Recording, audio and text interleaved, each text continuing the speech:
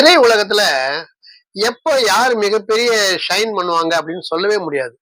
அத காத்துக்கிட்டு தொடர்ந்து அந்த திரையிலேயே இருந்துட்டு இருந்தாதான் டக்குன்னு பத்திக்கிற மாதிரி இருக்கும். உதாரணத்துக்கு நான் கடவுள் அப்படிங்கிற படத்துல ஒரு மிகப்பெரிய கர்ண கடூரமான வில்லனா அந்த ஏழை பாழைங்க உடல் ஊனமுற்றவங்க பசங்கள்லாம் வச்சுக்கிட்டு அந்த பண மட்டையில இருக்க இந்த கரு கூட முதல்ல அறியுறது அந்த மாதிரி ரொம்ப கொடூரமான வில்லனா இருந்த ராஜேந்திரன் திடீர்னு காமெடியா வந்து அதுக்கப்புறம் வில்லனா நடிச்ச சம்பளத்தை விட பல மடங்கு பல நூறு மடங்கு வளர்ந்து ஏகப்பட்ட படங்கள்ல நடிக்க ஆரம்பிச்சுட்டாரு. துணை நடிகரா தெரியல விஜய்க்கு கூட நடிச்சிருப்பாரு. இன்னும் நிறைய பேருக்கு வந்து காமெடியா வந்து நடிச்சுட்டு போவார். மொட்டராஜனை வந்தாலே ஒரு கலகலப்பு. அவருடைய இயல்பான பாடி லாங்குவேஜ் அந்த விஷயம்லாம் வந்து மக்களை வந்து ரொம்ப கவர் அளவு இருக்கும். எப்பயுமே இப்ப கூட மொட்டை ராஜேந்திரனோட கால் ஷீட் கிடைச்சிட்டா நான் மத்தது பண்றேன் அப்படிங்கிற அளவுக்கு அவர் பிஸியா தான் இருக்காரு.